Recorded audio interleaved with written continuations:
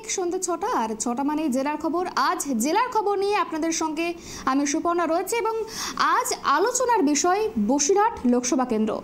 উত্তর চব্বিশ পরগনা জেলার তথা গোটা বাংলার রাজনীতিতে অন্যতম চর্চিত লোকসভা কেন্দ্র বসিরহাট, কারণ এই বসিরহাট লোকসভা কেন্দ্রের মধ্যেই রয়েছে সন্দেশখালী, যা এবারের লোকসভা নির্বাচনের বাংলার অন্যতম বড় ইস্যু হয়ে উঠতে চলেছে। শুধু বাংলা নয়, জাতীয় রাজনীতিতেও কাঁটা ছেঁড়া শুরু হয়েছে সন্দেশখালীর প্রসঙ্গ নিয়ে। আর আজ আমরা আলোচনা করব সেই বসিরহাট লোকসভা কেন্দ্র নিয়ে। আমার সঙ্গে রয়েছে আমার সহকর্মী সত্যজিৎ পাল। সত্যজিৎ দা, তোমাকে অনেক স্বাগত ট্রাইবটি বাংলাতে আসার জন্য। প্রথমেই আমরা বসিরহাট লোকসভা কেন্দ্র নিয়ে দেখব বিশেষ প্রতিবেদন। বসিরহাট লোকসভা কেন্দ্র উত্তর চব্বিশ পরগনা জেলার তথা গোটা বাংলার রাজনীতিতে অন্যতম চর্চিত লোকসভা কেন্দ্র বসিরহাট, কারণ এই বসিরহাট লোকসভা কেন্দ্রের মধ্যেই রয়েছে সন্দেশখালী, যা এবারে লোকসভা নির্বাচনে বাংলার অন্যতম বড় ইস্যু হয়ে উঠেছে। শুধু বাংলা নয়, জাতীয় রাজনীতিতেও কাটাছেঁড়া শুরু হয়েছে সন্দেশখালী প্রসঙ্গ নিয়ে। বসিরহাট লোকসভা কেন্দ্রের বিদায়ী সাংসদ অভিনেত্রী নুসরাত জাহান। প্রশ্ন উঠেছিল এলাকার সাংসদের ভূমিকা নিয়েও। কেন সাংসদ একবারও সন্দেশখালী গেলেন না তা নিয়ে প্রশ্ন তুলেছিলেন এলাকার মানুষ থেকে শুরু করে বিরোধীরা। বিতর্কের আবহে তাৎপর্যপূর্ণভাবে এবারে লোকসভা ভোটে আর তৃণমূলের টিকিট পাননি নুসরাত। বসিরহাট লোকসভা কেন্দ্রের মধ্যে রয়েছে 7টি বিধানসভা কেন্দ্র: সন্দেশখালী, বাদুরিয়া, হারোয়া, মিনাখা, হিঙ্গলগঞ্জ, বসিরহাট উত্তর এবং বসিরহাট দক্ষিণ। এই 7টি বিধানসভা কেন্দ্র নিয়ে বসিরহাট লোকসভা। বসিরহাট লোকসভা কেন্দ্র বর্তমানে কার্যত তৃণমূলের শক্ত ঘাঁটি। 21-এর বিধানসভা ভোটের নিরিখে দেখলে 7টি বিধানসভাতেই উড়েছে সবুজ আবির। বিরোধীদের কেউ দাঁত ফোটানোর সুযোগ পায়নি বসিরহাট লোকসভার অন্তর্গত 7টি বিধানসভায়। যারা তৃণমূলের ধবজা উড়িয়েছিলেন তাদের মধ্যে অন্যতম হলেন হারোয়ার বিধায়ক হাজী নুরুল ইসলাম। 24-এর লোকসভা ভোটে তারকা সাংসদ নুসরাতের পরিবর্তে পোড় খাওয়া রাজনীতিক হাজী নুরুলের উপরে ভরসা রেখেছে তৃণমূল। বাম জমানায় এই বসিরহাট লোকসভা কেন্দ্রের ওপর ছিল সিপিআইএমের এক ছত্র দাপট। 1980 সাল থেকে সিপিআইএম একাই রাজ করেছে বসিরহাটে। তার মধ্যে 1996 সাল থেকে টানা সাংসদ ছিলেন সিপিআইএম নেতা অজয় চক্রবর্তী। কিন্তু 2009 সালে অজয় চক্রবর্তীর বিজয় রথ থামিয়ে দেয় তৃণমূল। তৃণমূল থেকে এখানে সেবার প্রার্থী করা হয়েছিল নুরুল ইসলামকেই। 4 বারের সাংসদের বিরুদ্ধে লড়াই মোটেই সহজ কাজ ছিল না, কিন্তু সবাইকে চমকে দিয়ে অজয় চক্রবর্তীকে হারিয়ে দেন নুরুল ইসলাম। তৃণমূলের নুরুল পেয়েছিলেন প্রায় 4,80,000-এর কাছাকাছি ভোট। অন্যদিকে তার নিকটতম প্রতিদ্বন্দ্বী সিপিআইএমের অজয়বাবু পেয়েছিলেন 4,19,000 ভোট। বিজেপি প্রার্থী স্বপন কুমার দাস পেয়েছিলেন 67,690 ভোট। তবে 2014 সালে লোকসভা নির্বাচনের সময় থেকেই বসিরহাটে নিজেদের শক্তি বাড়াতে শুরু করেছিল বিজেপি। 2009 সালে লোকসভা ভোটে বিজেপি যেখানে প্রায় 6.5% ভোট পেয়েছিল, সেখানে 2014 সালে তা বেড়ে হয় 18.36%। বসিরহাট লোকসভা কেন্দ্র অবশ্য এবারও তৃণমূলের হাতেই থেকে গিয়েছিল। তৃণমূল প্রার্থী ইদ্রিস আলী পেয়েছিলেন 4,92,000 ভোট। সিপিআই প্রার্থী নুরুল শেখ পেয়েছিলেন 3,62,000 ভোট। আর বিজেপি প্রার্থী শ্রমিক ভট্টাচার্য পেয়েছিলেন 2,33,000 ভোট। কংগ্রেসের আব্দুর রহিম কাজী পেয়েছিলেন 1,02,000 ভোট। 2019 সালের লোকসভা ভোটে বিজেপি এখানে ক্ষমতা আরও বাড়ায়। 2014 সালের লোকসভা ভোটে 18.36% থেকে এবার বিজেপির প্রাপ্ত ভোট বেড়ে হয় 30.32%। প্রায় 12% ভোট বাড়ে বিজেপির। তবে আসন এবারও অধরা থেকে যায়। 19-এর লোকসভা নির্বাচনে এখানে তৃণমূলের তুরুপের তাস ছিলেন টলিউডের তারকা অভিনেত্রী নুসরাত জাহান। নুসরাতের জনপ্রিয়তা বসিরহাটে বাড়তি সুবিধা জুগিয়েছিল তৃণমূলকে। অতীতের সব রেকর্ড ছাপিয়ে 7,82,000 ভোট পেয়ে বসিরহাট থেকে সাংসদ হন নুসরাত। এবার নুসরাতের নিকটতম প্রতিদ্বন্দ্বী ছিলেন বিজেপি প্রার্থী সায়ন্তন বসু। তিনি পেয়েছিলেন 4,31,000 ভোট। কংগ্রেসের কাজী আব্দুর রহিম পেয়েছিলেন 1,04,000 ভোট। আর ভোট রাজনীতিতে দুর্বল হতে হতে সিপিআই এবার নেমে আসে 4র্থ স্থানে, জোটে 1 লাখেরও কম ভোট। সিপিআই প্রার্থী পল্লব সেনগুপ্ত 19-এর লোকসভা ভোটে পেয়েছিলেন 68,000 ভোট। সামনে এবার আরও একটা নির্বাচন। বিজেপির হাতে রয়েছে সন্দেশখালীর মতো গরম ইস্যু। কাজে লাগাতে পারবে বিজেপি? গত কয়েকটা লোকসভা নির্বাচনের পরিসংখ্যান বলছে বসিরহাটে ক্রমেই নিজেদের শক্তি বাড়িয়েছে গেরুয়া শিবির। আবার 21-এর বিধানসভা নির্বাচনের হিসেবে বসিরহাট লোকসভার অন্তর্গত সবকটি বিধানসভা কেন্দ্রেই বর্তমানে তৃণমূলের এক ছত্র দাপট। এমন অবস্থায় সন্দেশখালীর ইস্যুতে শান দিয়ে খেলা কি ঘোরাতে পারবে বিজেপি? সেদিকেই নজর রাজনৈতিক মহলের একাংশের। Bureau report, tribe TV Bangla.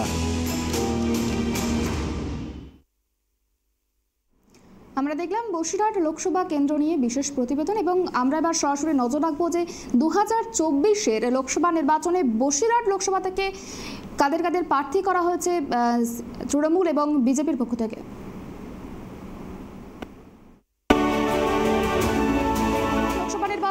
প্রার্থী বসিরহাট থেকে রেখা পাত্র এবং বসিরহাট থেকে বিজেপির প্রার্থী রেখা পাত্র।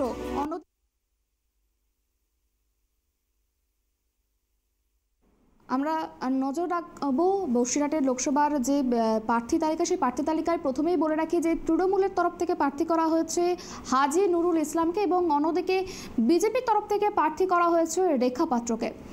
আমরা এবার প্রশ্ন উত্তর পর্বে যাই।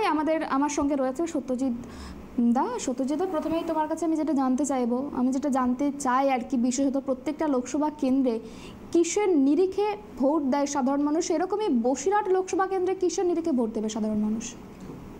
নির্বাচন মানেই নেতাদের প্রতিশ্রুতি, এবং সেই প্রতিশ্রুতি কতটা প্রতিফলিত হয় সেটা তো ফলাফলের পর দেখা যায়। কারণ 5 বছর একজন জনপ্রতিনিধি থাকেন, তিনি কতটা তার প্রতিশ্রুতি পূরণ করেন সেটা তখন বোঝা যায়। কিন্তু প্রতিশ্রুতি থাকবেই, আর প্রতিশ্রুতি এভাবে প্রতিশ্রুতির বন্যা বয়ে যাবে এক কথায় বলা চলে। কারণ বিভিন্ন রাজনৈতিক দল নিজেদের মধ্যে প্রতিশ্রুতি তৈরি করে নিয়ে আসবে, জনগণের সামনে তুলে ধরবে, কার প্রতিশ্রুতি জনগণের সেটা মনে ধরবে, তাকে ভোট দেবে, সে জিতবে। তো এইভাবেই চলে আসবে প্রতিশ্রুতি পর্ব। কিন্তু সন্দেশখালীর বর্তমান যে হাতে গরম ইস্যু, আপাতত যদি দেখি তো বসিরহাট কি বাংলা রাজনীতিতে অন্যতম প্রধান ইস্যু এই সন্দেশখালী। তো স্বাভাবিকভাবেই বাকি তোমার কৃষি, শিল্প, বেকারত্ব ইত্যাদি সমস্যা তো রয়েছেই, কিন্তু সব কিছুকে ছাপিয়ে যাবে এই সন্দেশখালী। আর একটা জিনিস যেটা বলবো, যে বসিরহাট লোকসভা কেন্দ্র তোমার তার মধ্যেই পড়ে সন্দেশখালী বিধানসভা কেন্দ্র। তুমি জানো সন্দেশখালীর শেখ শাহজাহান জেলে রয়েছেন, তিনি কিন্তু ভোট মেশিনারি ছিলেন এবং তার বিরুদ্ধে অভিযোগ। তো সেই অভিযোগের ভিত্তিতেই সেটা কিন্তু গোটা বাংলা, সারা দেশে কিন্তু আজ চর্চিত। তো স্বাভাবিকভাবেই আমার মনে হয় সন্দেশখালী ইস্যুটাই বসিরহাট লোকসভা কেন্দ্রের অন্যতম প্রধান ইস্যু হতে চলেছে। একেবারে। দেখো, তোমাকে আমি আর একটা বিষয়ে জানতে চাইবো যে এই যে বসিরহাট লোকসভা, সেই বসিরহাট লোকসভা বিধানসভার নিরিখে কোন দল সব থেকে বেশি এগিয়ে আছে, কার দখলে, কোন দল দখল করেছে লোকসভা বসিরহাট লোকসভা? দেখো, বসিরহাট লোকসভা আমরা যদি দেখি 1951 থেকে এটা কখনো বামফ্রন্টের দখলে গেছে, কখনো কংগ্রেস দখল করেছে। এই ট্রেন্ড ছিল 1971 সাল পর্যন্ত। 1977 সালে এই বসিরহাট কেন্দ্র দখল করে জনতা দল। এরপর কিন্তু টানা সিপিএম জিতে এসেছে, কখনো ইন্দ্রজিৎ সুর জিতেছেন, কখনো মনোরঞ্জন সুর জিতেছেন বা ইন্দ্রজিৎ গুপ্তা। এরপর 1996 থেকে অজয় চক্রবর্তী এক টানা বসিরহাট কেন্দ্রের সাংসদ ছিলেন। গত 2009 সালে তোমার জানো সিঙ্গুর নন্দীগ্রাম আন্দোলনের পর যে পরিবর্তন, যে ঢেউ, তা কিন্তু আছড়ে পড়েছিল এই বসিরহাটেও, যার ফলে বসিরহাট লোকসভা কেন্দ্র কিন্তু প্রথমবারের মতো দখল করে তৃণমূল কংগ্রেস। প্রার্থী ছিলেন হাজি নুরুল ইসলাম। আমি এখানে বলবো তৃণমূল কংগ্রেস কিন্তু এখানে সংখ্যালঘু তাস খেলেছিল, কারণ যেন বসিরহাট লোকসভা কেন্দ্রে অনেকটা সংখ্যালঘু ভোট। বাংলার রাজনীতিতে আমরা যদি দেখি যে তৃণমূলের কাছে এই মুহূর্তে সেফ সিট যদি বলা হয়, সেটা সবার আগে থাকবে বসিরহাট, কারণ এখানে সংখ্যালঘু ভোট অনেকটাই। তো স্বাভাবিকভাবেই 2009 সালে এখান থেকে হাজি নুরুল ইসলাম যেতেন, তার বিরুদ্ধে নানান অভিযোগ উঠেছিল। বসিরহাট লোকসভা কেন্দ্রে বিভিন্ন জায়গায় অনেক ঝামেলা হয়েছিল, যার অভিযোগের তীর কিন্তু ছিল এই হাজি নুরুল ইসলামের বিরুদ্ধে, যার ফলে তাকে ওখান থেকে সরিয়ে দেন। 2014-তে হাজি নুরুল ইসলামকে তৃণমূল কংগ্রেসের টিকিট দেয়নি, টিকিট দেওয়া হয়েছিল ইদ্রিস আলীকে, যিনি তোমার ভগবানগোলার বিধায়ক ছিলেন, কিছুদিন আগে মারা গেছেন, প্রয়াত হয়েছেন। তো সেই ইদ্রিস আলী ছিলেন 2014 থেকে এই বসিরহাট কেন্দ্রের সাংসদ। 2019-এ আবার প্রার্থী করেছিল অভিনেত্রী নুসরাত জাহানকে।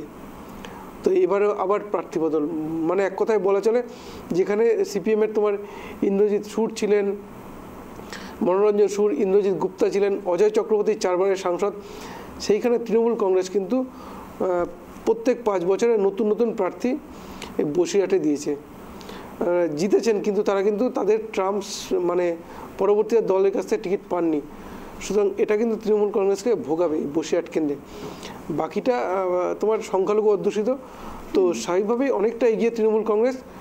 এখন ভোট কাটাকাটির মার্জিনে কি ফলাফল, মানে ডিফারেন্সটা কতটা কমে, এটাই দেখার। একেবারে দেখো, আমি আরো একটা বিষয় তোমার কাছে তুলে দেবো। তুমি একটু আগে বললে যে সন্দেশখালির মতো একটা হাতে গরম ইস্যু, সন্দেশখালির খবর কারোরই অজানা নয়, সেখানে ঠিক কী ঘটেছিল। আমার যে প্রশ্ন, যে এই যে লোকসভা নির্বাচন, এই লোকসভা নির্বাচনে সন্দেশখালির যে ইস্যু, এই ইস্যুটা কতটা প্রভাব ফেলতে পারে? প্রভাব ফেলবে এটা নিয়ে তোমার একটা কথা বলি। বিজেপি এখানে যে রেখা পাত্রকে প্রার্থী করেছে, এটা প্রার্থী করার প্রধান কারণ কিন্তু সন্দেশখালি ইস্যুটিকে এই লোকসভা ভোটে জিয়ে রাখা, বাংলার রাজনীতিতে চর্চায় রাখা। সন্দেশখালির ইস্যুটাকে পাথেয় করছে বিজেপি, এটাই একদমই তাই। কারণ এটাকে, এই ইস্যুটাকে বাংলার রাজনীতিতে চর্চায় রাখার জন্যই বিজেপি কিন্তু এখানে প্রার্থী করেছে রেখা পাত্রকে। কারণ জানো, রেখা পাত্র একজন প্রতিবাদী মুখ হিসেবে উঠে এসেছিলেন। তো সন্দেশখালি যে ঘটনাগুলো, যে বিবরণগুলো সামনে এসছে, সেগুলো ভয়ানক থেকে ভয়ানকতর বলা চলে। কারণ এই যে তোমার শেখ শাহজাহান তার নিজের নামে একটি মার্কেট, উনি একসময় ট্রেকারের খালাসি ছিলেন, তো সেইখান থেকে এই যে শেখ শাহজাহানের উত্থান, এটা তো মানে কি বলবো, আজকালকার ছেলেমেয়েরা যারা মোটিভেশনাল স্পিকার ভিডিও দেখেন, বরঞ্চ এরা হয়তো পরবর্তীতে চলে আসবে। যা অবস্থা শেখ শাহজাহানের, যেভাবে নিজেকে প্রতিষ্ঠিত করেছেন, তো সেদিক দিয়ে দেখতে গেলে এই সন্দেশখালির এই ইস্যুটা, তোমার এই যে কারো জমি দখল, মহিলাদের যে বিভিন্ন ঘটনাগুলো এসছে, সেগুলো ভয়ানক, মানে ভাষায় প্রকাশ করা সম্ভব নয়। তো এটা বিজেপি যেমন বসিরহাটের কেন্দ্রে জিয়ে রাখবে, পাশাপাশি রাজ্যের আরও 41টি কেন্দ্রে কিন্তু প্রচারের প্রধান থাকবে এই সন্দেশখালি ইস্যু। তুমি দেখো, আমি তোমাকে বলে রাখলাম যে রেখা পাত্র, তিনিও কিন্তু হয়তো রাজ্যের বিভিন্ন প্রান্তে এই সন্দেশখালি বিবরণটা তুলে ধরার জন্য, মানুষের সামনে তুলে ধরার জন্য বিজেপি কিন্তু প্রচারে ব্যবহার করতে পারে। তো স্বাভাবিকভাবে এই সন্দেশখালি সম্বন্ধে আরেকটা বলবো, এটা কিন্তু আমরা জানতাম না। জ্যোতিপ্রিয় মল্লিক গ্রেপ্তার হওয়ার পর তার যে তোমার এসএসকেমে থাকার সময় যে চিঠি লেখা, তারপর থেকেই কিন্তু শেখ শাহজাহানের নাম উঠে আসে। তারপরেই এত 5ই জানুয়ারি ইডি রেড করতে যায়, সেই যে ইডির ওপরে হামলা হলো, এখানে একটা জিনিস দেখো, ইডির ওপরে হামলা হলো, হামলার পরে কিন্তু তোমার সিআরপিএফ জওয়ান কিন্তু প্রচুর পরিমাণে ছিলেন, ক্যামেরার ফোকাস ছিল সন্দেশখালির দিক থেকে, শেখ শাহজাহানের দিকে। এইখান থেকে আমার মনে হয় এইখান থেকেই সন্দেশখালির মানুষ নিজেদের প্রকাশ করা, নিজেদের প্রতিবাদটা তুলে ধরার সাহসটা পেয়ে যায়। পাশে সিআরপিএফ ছিল, পাশে মিডিয়ার ক্যামেরা ছিল, তো সেই যাওয়ার কারণে কিন্তু এটা সামনে এসছে, নইলে কিন্তু আমরা সন্দেশখালির এই যে এত বিভৎস ঘটনা, এগুলো জানতে পারতাম না। একেবারে আমরা শুনবো একবার রেখা পাত্র, বিজেপি প্রার্থী, তার বক্তব্য। এই মানুষ, জনগণ সবাই আমার সাথে আছে, আমি তাদের আশীর্বাদে এই অবধি আসতে পেরেছি, এই জন্য আমি খুবই খুশি।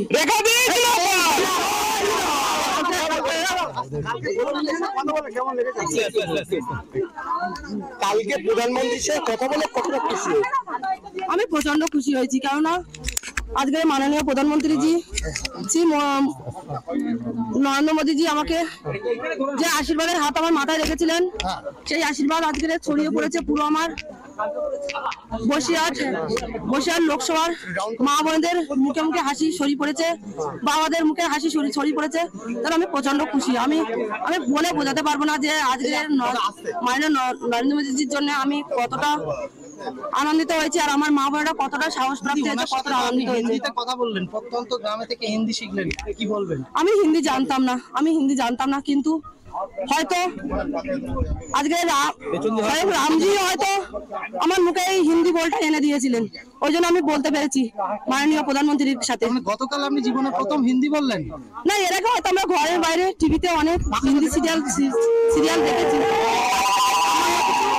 অভিজ্ঞতা আমাদের হয়েছিল, কিন্তু আমি হয়তো আমাদের আজকের মাননীয় প্রধানমন্ত্রীর আশীর্বাদে এরকম ভাবে হিন্দি বলতে পেরেছি, তার জন্য পুরো আমার এই বসিরহাট লোকসভার মায়েদের জন্য হয়তো আমি এটা সম্পূর্ণ করতে পেরেছি, এই জন্য আমি প্রচন্ড খুশি।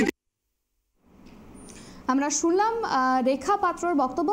দেখো, এই যে রেখা পাত্র বিজেপি প্রার্থী, তুমি যেমনটা বললে যে প্রতিবাদী মুখ, সন্দেশখালি কাণ্ডের প্রতিবাদী মুখ রেখা পাত্র, তাকে প্রার্থী করেছে বিজেপি।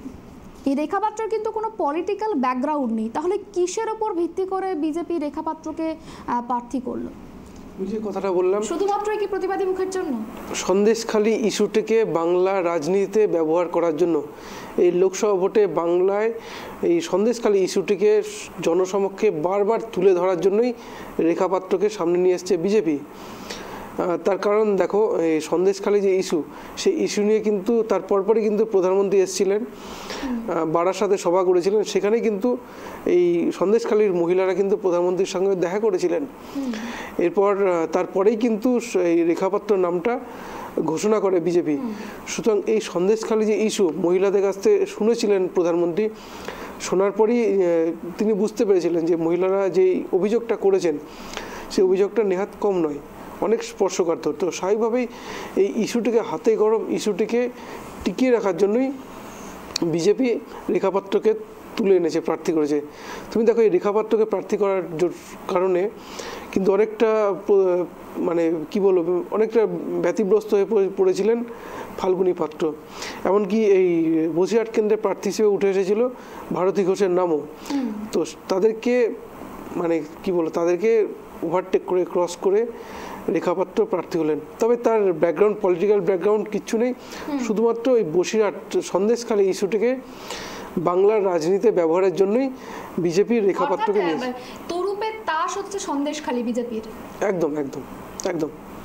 বাকি আরও তো ইস্যু রয়েছে, শিক্ষক নিয়োগ দুর্নীতি বলো, পার্থ চট্টোপাধ্যায় জেলে, রেশন দুর্নীতিতে জ্যোতিপ্রিয় মল্লিক জেলে, কিন্তু সব কিছুকে ছাপিয়ে গেছে সন্দেশখালী। তো স্বাভাবিকভাবে এই ইস্যুটিকে বারবার তুলে ধরার জন্যই বিজেপি রেখাপাত্রকে প্রার্থী করেছে।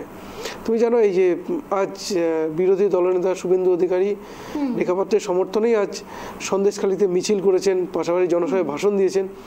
তো অন্যতম প্রধান ইস্যু দেখবে, শুধু শুভেন্দু নয়, অন্য নেতারাও কিন্তু বারবার এই বসিরহাটে যাবেন, এই সন্দেশখালী ইস্যুটিকে বারবার তুলে ধরা। কিন্তু ভোট বাক্সে বিজেপি কতটা টানতে পারবে তার কারণ, অন্যতম প্রধান কারণ সংখ্যালঘু অধ্যুষিত এলাকা বসিরহাট লোকসভা কেন্দ্র। এখানে বিজেপিকে তাকিয়ে থাকতে হবে তোমার আইএসএফের প্রার্থীর দিকে, কারণ আইএসএফ সংখ্যালঘু ভোট কতটা কাটতে পারবে তার উপরেই কিন্তু জয় ভোটের মার্জিনটা নির্ভর করছে। কিন্তু আমি বলবো অনেকটা সেফ সিট তৃণমূলের কাছে এই বসিরহাট লোকসভা কেন্দ্র। একেবারে দেখো, তোমার কাছে আমি আরো একটা বিষয় জানতে চাইবো যে এই যে 2024-এর লোকসভা নির্বাচন, এই 24-এর লোকসভা নির্বাচনে কিন্তু তারকা সাংসদ নুসরাত জাহানের পরিবর্তে হাজী নুরুল ইসলামকে টিকিট দিয়েছে তৃণমূল, অর্থাৎ হাজী নুরুল ইসলামের উপরেই ভরসা রেখেছে। সেক্ষেত্রে কি হাজী নুরুল ইসলাম তৃণমূলের এই ভরসা রাখতে পারবে? না, দেখো, ওই বসিরহাটে তৃণমূল কংগ্রেসের প্রার্থী পরিবর্তনটা কিন্তু নতুন নয়। আমরা 2009-এও এই হাজী নজরুল ইসলাম তৃণমূলের টিকিটে জিতেছিলেন। 2014-তে প্রার্থী বদল, জিতলেন ইদ্রিস আলী। 2019-এ আবার প্রার্থী বদল, জিতেছিলেন নুসরাত জাহান। তো প্রার্থী বদল একটা দলের সংগঠন কতটা মজবুত হলে সে দল ভাবতে পারে যে নতুন কাউকে দিয়ে জিতিয়ে আনা যাবে। তো স্বাভাবিকভাবেই তৃণমূল নিজের সংগঠনের উপর ভরসা করেই প্রার্থী দিয়েছে, যে জানে, তারা নেতৃত্ব জানেন যে সংখ্যালঘু অধ্যুষিত এলাকা, সুতরাং এই এলাকা থেকে প্রার্থী যেমনই হোক প্রার্থী পরিবর্তন করলেও তার এফেক্ট খুব একটা পড়বে না। অনেক জায়গায় আমরা দেখি প্রার্থী বদল করার জন্য কেউ ক্ষোভ প্রকাশ করেন, দলের বিরুদ্ধে দল ত্যাগ করেন। এই বসিরহাটের কেন্দ্রে কিন্তু এই জিনিসটা দেখবে না, কারণ হাজী নুরুল ইসলামকে যখন প্রার্থী করেনি 2014-তে, উনি কিন্তু দল ছাড়েননি, ক্ষোভ প্রকাশও করেননি। 2019-এ, এবার 2014-তে প্রার্থী ছিলেন ইদ্রিস আলী, 19-এ টিকিট দেয়নি, উনিও কিন্তু ক্ষোভ প্রকাশ করেননি, দল ছাড়েননি। তো এটা একটা দলের সংগঠন মজবুত হলে তবেই সিদ্ধান্তটা নিতে সুবিধা হয়। একেবারে আমরা এবার শুনবো যে তৃণমূল প্রার্থী হাজী নুরুল ইসলামের বক্তব্য।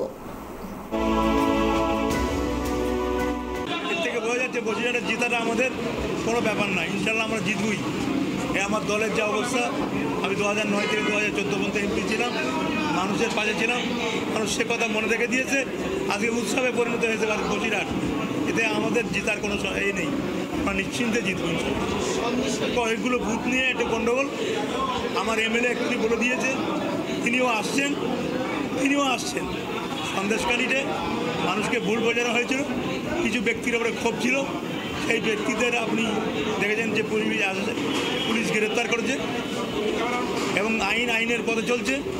আমরা মানুষের কাছে যাবো, মানুষের কাছে গিয়ে বলবো যদি আমাদের ভুল হয়ে থাকে আমাদের ক্ষমা করে দিন, আমাদের ছেড়ে চলে যাবেন না। মমতা ব্যানার্জি উন্নয়ন মানুষের ঘরে ঘরে পৌঁছে দিয়েছি, আরও উন্নয়ন করে আরও মানুষের ঘরে পৌঁছে দেবো। এতটুকু বললে আমার মনে হয় মানুষ আমাদের সঙ্গে যেটা আছে সেটা মিটে যাবে।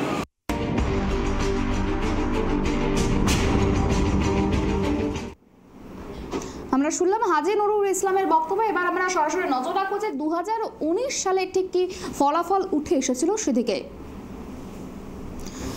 2019 সালে প্রার্থী ছিলেন নুসরাত জাহান, তৃণমূল প্রার্থী ভোট পেয়েছিলেন 7,82,078। বসিরহাটে প্রার্থী ছিল সায়ন্তন বসু, বিজেপির পক্ষ থেকে ভোট পেয়েছিল 4,31,709। অন্যদিকে কাজী আব্দুর রহিম কংগ্রেসের প্রার্থী ভোট পেয়েছিল 1,04,183 এবং অন্যদিকে সিপিএম প্রার্থী পল্লব সেনগুপ্ত ভোট পেয়েছে 68,316। আবার একবার জানিয়ে রাখি যে নুসরাত জাহান তৃণমূল প্রার্থী ভোট পেয়েছিল 7,82,078। বিজেপি প্রার্থী সায়ন্তন বসু ভোট পেয়েছিল 4,31,709। কংগ্রেস প্রার্থী কাজী আব্দুর রহিম ভোট পেয়েছিল 1,04,183টি ভোট এবং সিপিএম প্রার্থী পল্লব সেনগুপ্ত ভোট পেয়েছিল 68,316। আমরা এই বিষয় নিয়ে আলোচনাতে আসবো। সত্যজিৎ দা, দেখো এই যে 2019-এর যে ফলাফল একদম খুব হাড্ডাহাড্ডি লড়াই হয়েছিল এবং তখন যে তীব্র প্রতিদ্বন্দ্বিতা হয়েছিল সেই লড়াইয়ের সাক্ষী ছিল বসিরহাট 2019 সালে। এই লড়াইটা কি পুনরায় 2024-এ দেখা যাবে বা প্রতিফলন হবে? 2024-এর লড়াইটা একটু আলাদা রকম হবে। তার কারণ তোমাকে বলি, এই বসিরহাট লোকসভা কেন্দ্রে কিন্তু তৃণমূল কংগ্রেস বরাবরই সংখ্যালঘু তাস খেলে এসছে। হাজী নুরুল ইসলাম ছিলেন, ইদ্রিস আলী ছিলেন, নুসরাত জাহান ছিলেন। এবারেও সেম একই অবস্থা, কারণ এবারেও হাজী নুরুল ইসলামকে প্রার্থী করেছে। এখানে কিন্তু তোমার বাংলায় কিন্তু আইএসএফ উঠে এসছে। আইএসএফ তুমি জানো, নওশাদ সিদ্দিকী আইএসএফ বিধায়ক, তিনি কিন্তু বিধায়ক ভাঙড় থেকে জেতার পর কিন্তু তার দলের সংগঠন বাড়ানোর জন্য বিভিন্ন জায়গায়, রাজ্যের বিভিন্ন জায়গায় সংখ্যালঘু অধ্যুষিত এলাকায় তিনি কিন্তু বারবার ছুটে গেছেন। তো তার মধ্যে বসিরহাটও রয়েছে। তো এই স্বাভাবিকভাবেই এখানে জয় পরাজয়ের ফ্যাক্টরটা অনেকটা নির্ভর করবে যে আইএসএফ প্রার্থী কি করতে পারেন। আইএসএফ থেকে জানি তো মোহাম্মদ শহীদুল ইসলাম মোল্লা আইএসএফ প্রার্থী হয়েছেন এই বসিরহাট লোকসভা কেন্দ্র থেকে। তো স্বাভাবিকভাবেই সংখ্যালঘু ভোট কতটা তৃণমূলের ভোট ব্যাংক থেকে কাটতে পারবে এটা একটা বিষয়। কারণ রেখা পাত্রকে প্রার্থী করে বিজেপি বৈতরণী পার করতে চাইছে। কারণ রেখা পাত্র বিজেপির যা সংগঠন আমরা দেখেছি গত 2019-এ তুমি যেটা বললে 4,31,000 ভোট পেয়েছিল, সেখানে 2024-এ আমরা যদি 2021-এর বিধানসভা ভোটে আমরা যদি দেখি সেখানে বিজেপির মোট ভোট ছিল 4,37,216। তো সুতরাং বিজেপির 19-এর থেকে 21-এর খুব বেশি ডিফারেন্স হয়নি। তো স্বাভাবিকভাবেই বিজেপিকে এখানে নির্ভর করতে হবে আইএসএফ প্রার্থী দিকে, কারণ আইএসএফের উত্থান কিন্তু গত 21-এর পর থেকে। তো এই সংখ্যালঘু ভোট, তাদের প্রধান ভোট ব্যাংক সংখ্যালঘু, তৃণমূল কংগ্রেসের মতনই। তো আইএসএফ কতটা ভোট কাটতে পারবে তার উপর নির্ভর করছে রেখাপাত্র। কারণ রেখাপাত্র, দেখো আমি এখানে একটা বিষয় বলবো যে এই যে তৃণমূল প্রার্থী এবং বিজেপি প্রার্থীদের তো প্রার্থী ঘোষণা হয়েছে, কিন্তু আমরা যদি দেখি বাম এবং কংগ্রেসের দিকে তাদের কিন্তু যে জোট প্রার্থী দেওয়ার একটা সম্ভাবনা ছিল এবং সেই প্রার্থী কিন্তু এখনো ঘোষণা হয়নি। সেক্ষেত্রে কি যে জোট হওয়ার কথা ছিল সেই জোটের কারণের জন্যই এই এতটা দেরি? দেখো, বাম, কংগ্রেস, বামফ্রন্টের 4টে দল আছে, সিপিআইএম আছে, সিপিআই, ফরওয়ার্ড ব্লক, আরএসপি। এই 4টে দল নিজেদের মধ্যেই মানে 4 বছর যখন 34 বছর ক্ষমতায় ছিল তখন এই জোট কিন্তু শক্ত ছিল, বামপন্থী জোট শক্ত ছিল। তো ক্ষমতা থেকে যাওয়ার পর নিজেদের কংগ্রেসের সঙ্গে জোট করেছে। তো কংগ্রেসের সঙ্গে জোট করায় এই শরিক দলের সঙ্গে প্রার্থী নিয়ে কিন্তু সিট নিয়ে কিন্তু একটা বিবাদ তৈরি হয়েছে। আবার উল্টো দিকে আইএসএফও কিন্তু এই জোটেরই একটা শরিক, কারণ 2021-এ কিন্তু আইএসএফ বামফ্রন্টের সঙ্গে জোট বেঁধেই লড়াই করেছিল। তো স্বাভাবিকভাবেই এখন কংগ্রেস সিপিএম জোট এখানে আইএসএফ কি সিটটা কি ছেড়ে দেবে, এটা একটা প্রশ্ন। কারণ উভয় পক্ষই কিন্তু এখনও তাদের প্রার্থীর কথা ঘোষণা করেনি। এখন হতেই পারে যে অলিখিত জোট একটা আইএসএফকে সিটটা ছেড়ে দিল এখানে। তো এটা একটা দেখার বিষয়। যদি প্রার্থী সিপিএম বা কংগ্রেসকে প্রার্থী না দেয় তাহলে বোঝা যাবে আইএসএফের যিনি প্রার্থী তিনি সিপিএম কংগ্রেসের সমর্থন মানে অলিখিত জোটের সমর্থন হিসেবেই বসিরহাট কেন্দ্রের প্রার্থী হয়েছেন। কারণ আইএসএফ যে কয়েকটি কেন্দ্রে প্রার্থীর জন্য জোটের কাছে করেছিল, তার মধ্যে অন্যতম প্রধান হচ্ছে বসিরহাট, সংখ্যালঘু অধ্যুষিত এলাকা। তো স্বাভাবিকভাবেই আমার মনে হয় জোটের সাথে আলোচনা করে এটা হয়তো আইএসএফকে। আরও একটা বিষয়, বসিরহাটে কিন্তু কংগ্রেস এবং সিপিএম এর যে সাংগঠনিকভাবে কিন্তু অনেকটাই দুর্বল, তার কি কোনো প্রভাব পড়তে পারে? এখনো প্রার্থী ঘোষণা হলো না, প্রার্থীরা তাদেরও তো একটা মনোবল বলে একটা ব্যাপার আছে, সেটা তো ভেঙে যেতে পারে। না, অবশ্যই দেখো 34 বছর ক্ষমতায় থাকার পর সিপিএম এর সংগঠন এই মুহূর্তে জোর দিয়ে কোনো পঞ্চায়েত দখল করে এর কথা সিপিএম নেতারাও বলতে পারবেন না, বা এই যে লোকসভা নির্বাচন কোনো কেন্দ্রে দ্বিতীয় পজিশনে থাকবেন এটাও সিপিএম এর নেতারা জোর গলায় বলতে পারবেন না। তো স্বাভাবিকভাবেই এই লোকসভা নির্বাচনে সংগঠনের যারা নিচু স্তরে কিছু কর্মী তো রয়েছে, কংগ্রেসেও রয়েছে, সিপিএমও রয়েছে, তো এই নিচু স্তরের কর্মীরা মনোবল তো নিশ্চয়ই ভাঙবে একেবারে। তো স্বাভাবিকভাবেই এখন হয়তো জোটের কথা ভেবেই আইএসএফকে ছেড়ে দিতে পারে। একেবারেই অনেক ধন্যবাদ সত্যজিৎ দা আমাদের সঙ্গে থাকার জন্য। সামনে লোকসভা নির্বাচন এবং আর মাত্র কয়েকটা দিন তারপরে কিন্তু নির্বাচন, আর বিজেপির হাতে রয়েছে কিন্তু সন্দেশখালির মতো হাতে গরম ইস্যু। কাজে লাগাতে পারবে বিজেপি কতটা? গত কয়েকটা লোকসভা নির্বাচনের পরিসংখ্যান বলছে বসিরহাটে ক্রমেই কিন্তু নিজেদের শক্তি বাড়িয়েছে গেরুয়া শিবির। আবার 21-এর বিধানসভা নির্বাচনের হিসাবে বসিরহাট লোকসভার অন্তর্গত সবকটি বিধানসভা কেন্দ্রে কিন্তু বর্তমানে তৃণমূলের একচ্ছত্র দাপট। এমন অবস্থায় সন্দেশখালির ইস্যুতে শান দিয়ে খেলাকে ঘোরাতে পারবে বিজেপি, সেদিকে অবশ্যই নজর থাকবে আমাদের। আজকের মতো জেলার খবর এ পর্যন্ত। অন্যান্য খবরের জন্য অবশ্যই চোখ রাখুন ট্রাইব টিভি বাংলায়। নমস্কার।